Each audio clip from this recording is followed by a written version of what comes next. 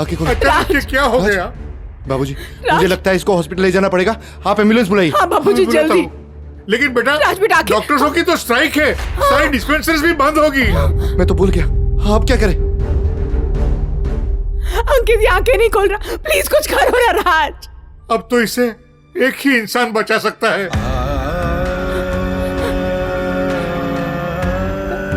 कौन? डॉक्टर भावना।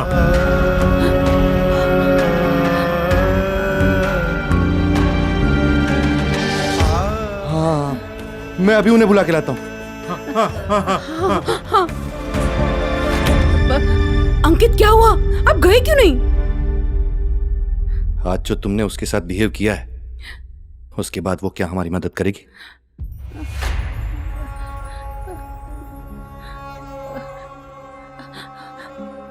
रश्मि, राज, राज, राज बेटा आंखें खोलो।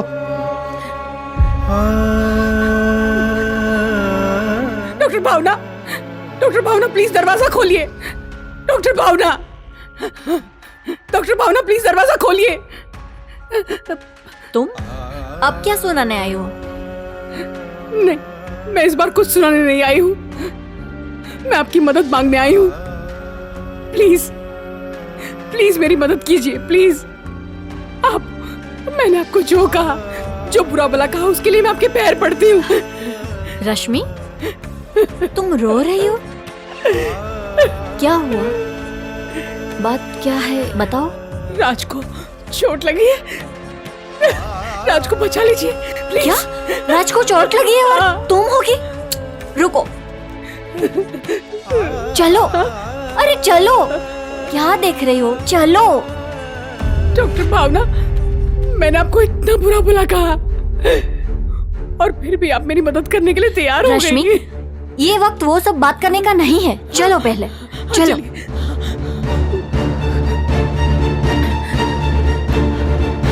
डॉक्टर, देखिए ना,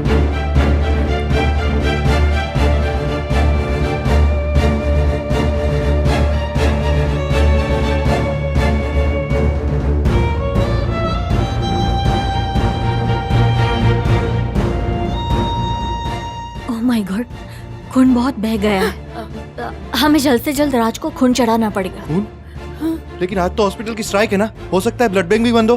अरे हाँ सही कह रहे हैं, लेकिन ये सब हम बाद में सोचेंगे। एक काम करो, राज को जल्द से जल्द मेरे प्राइवेट हॉस्पिटल में लेके आओ, ओके। ताकि मैं बेसिक ट्रीटमेंट स्टार्ट कर सकूं। हाँ ठीक है। हाँ हाँ हाँ, चलो बेटा। आराम से।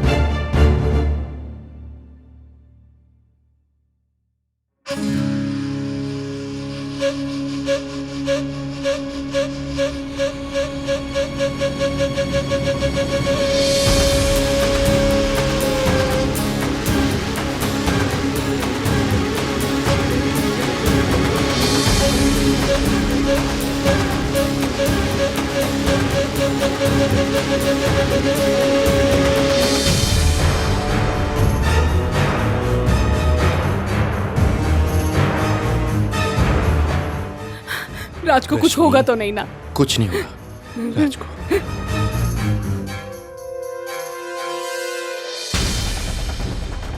देखो डॉक्टर भावना आ गई। डॉक्टर, डॉक्टर भावना, मेरा राज ठीक हो जाएगा ना? ठीक है, देखिए मैंने स्टिचेस ले लिए हैं और बैंडेड भी लगा दिए, इसलिए खून बहना रुक गया है। लेकिन खून बहुत ज्यादा बह गया है, हमें मिनिमम 2 बोतल खून की जरूरत पड़ेगी। 2? अंकित जी, मैंने रास्ते में आपको जो काम दिया था वो हो गया? हाँ हाँ, मैंने अपने सारे व्हाट्सएप ग्रुप में फॉरवर्ड कर दिया है कि हमें बी पॉजिटिव ब्लड की जरूरत है। जिसका भी बी पॉजिटिव ब्लड ग्रुप हो वो हमें तुरंत कांटेक्ट करे। मैंने बोल दिया। ग्रेट। अगर किसी का कॉल नहीं आया तो? अरे रश्मि, तो फिर मेरा? रश्मि, राज को कुछ नहीं होगा। बापूजी, आप सब लोग भी अब घर जाइए। स्ट्राइक का माहौल है, इसमें अगर डॉक्टर्स यूनियन वालों को पता चल गया तो खामखा बखेड़ा करेंगे। रश्मि सुनो, तुम राज की चिंता मत करो, मैंने अपने कॉन्टेक्ट्स भी लगा दिए हैं। कहीं ना कहीं से खून का बंदोबस्त हो जाएगा।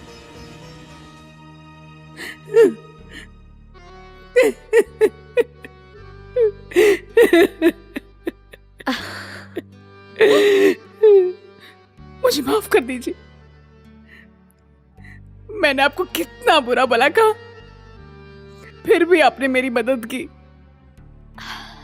मुझे समझ में नहीं आ रहा है कि आपका ये एहसान मैं कैसे चुकाऊंगी। रश्मि, माफी मांगने की जरूरत नहीं है, और रही बात एहसान की, तो एहसान चुकाने की भी जरूरत नहीं है। बस तुम्हें थोड़ा तुम्हारा स्वभाव बदलने की जरूरत है।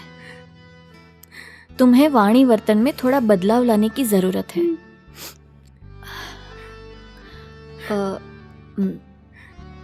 आप सब लोग मेरे साथ चलिए। चलिए, आइए।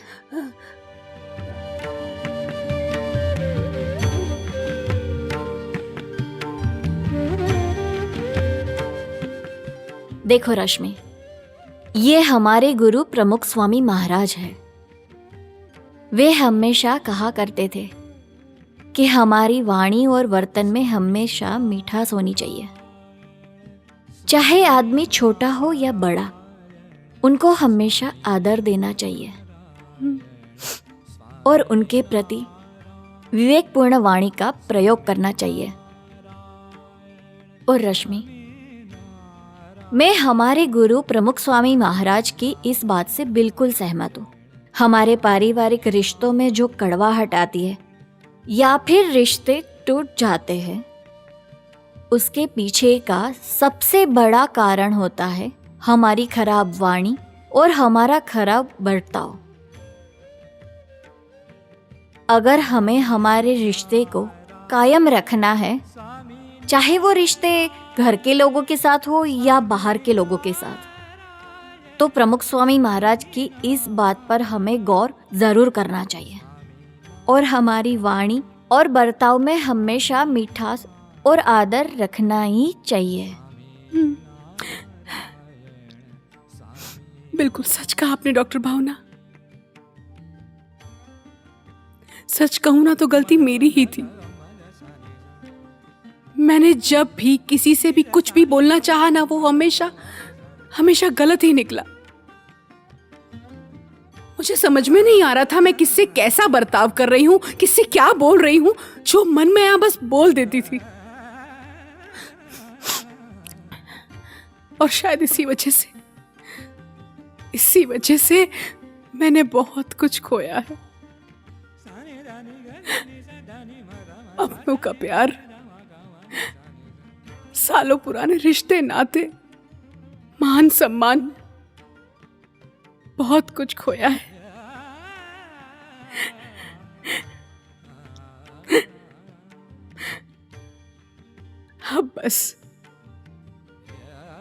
अब से मैं अपने आप को सुधारने की पूरी कोशिश करूंगी, और आज के बाद मैं जो कुछ भी करूंगी, जो कुछ भी बोलूंगी, हमेशा 100 बार सोच कर बोलूंगी।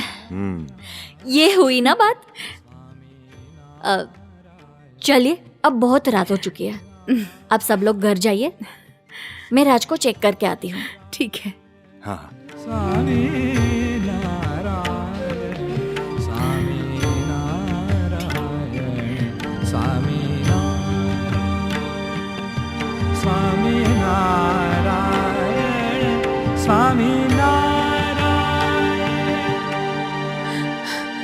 अंकित, डॉक्टर भावना से एक बार फोन करके पूछिए ना, उन्होंने हमें यहाँ क्यों खड़ा कर रखा है।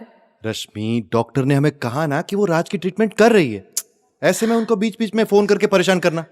वैसे भी आज डॉक्टर्स की स्ट्राइक है, अगर कुछ गड़बड़ हो गई तो उनको प्रॉब्लम हो जाएगा। पर राज के साथ कोई अनहोनी ना हुई हो। रश्मि, तुम जैसा सोच रही हो ऐसा कुछ नहीं होगा। चिंता मत करो, अगर ऐसा कुछ होता तो वो हमें बताती ना। फिर भी एक बार फोन करके पूछ लीजिए ना, मैं क्या कह रही हूँ सुनिए। मालती,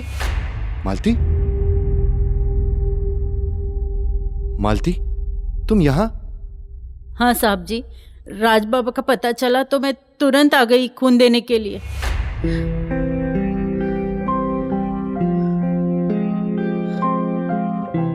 तो क्या तुम्हारा ब्लड ग्रुप बी पॉजिटिव है? हाँ बाबूजी, जैसे ही साहब का मैसेज आया तो मैं तुरंत आ गई खून देने। राज बाबा कहाँ है, बताइए ना, मुझे कब खून देना है? वो मालती, आप मालती, मुझसे बहुत बहुत बड़ी भूल हो गई है।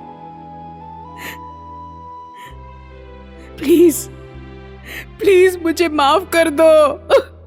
नहीं नहीं मेम साहब, आप मुझसे ऐसे माफी मत मांगिए। आप मेरी मालकिन हो, आप ऐसे मुझसे माफी मांगोगे तो मुझे अच्छा नहीं लगेगा। नहीं। देखा रश्मि, मालती यहाँ क्या करने आई है और तुमने उसके साथ। अरे जाने दीजिए ना साहब जी, खून कब देना है ये बताइए ना। देखो, हम डॉक्टर भावना के आने का इंतजार कर रहे हैं। वो आए और वो जैसा कहे वैसा ही तुम्हें करना होगा। हाँ। है ना? लो भावना मैडम आ गई। मैडम, हमें ब्लड डोनर मिल गया है जो तैयार है। जी मैडम जी, मैं खून देने के लिए तैयार हूँ। सॉरी, लेकिन अब खून की जरूरत नहीं है। खून की जरूरत नहीं है मतलब? देखिए, मतलब मेरा राज तो ठीक है ना? अरे आप लोग तो खामखा टेंशन में आ गए। मेरा मतलब है राज को खून चढ़ा दिया गया है। क्या? रात को ही राज को एक डोनर ने खून दे दिया है और राज अब बिल्कुल ठीक है। थोड़ी देर में ही उसे होश आ जाएगा। अब कौन है वो नेकदिल इंसान? आइए, मैं मिलवाती हूँ। चलिए। आइए। यही वो नेक इंसान है जिन्होंने आपके बेटे को ब्लड डोनेट किया।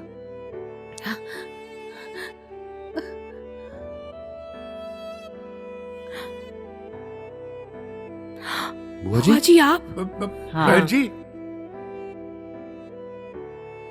घर के चिराग को अगर खून की जरूरत हो तो घर के लोग ही काम आते हैं ना। वो रिश्ता ही किस काम का जो वक्त पे काम न आए। बहन जी, लेकिन बुआ जी, आपके साथ इतना सब कुछ हो गया फिर भी? अंकित, रश्मि ने जो किया वो उसने उसके स्वभाव के अनुरूप किया और मैंने मेरे स्वभाव के अनुरूप।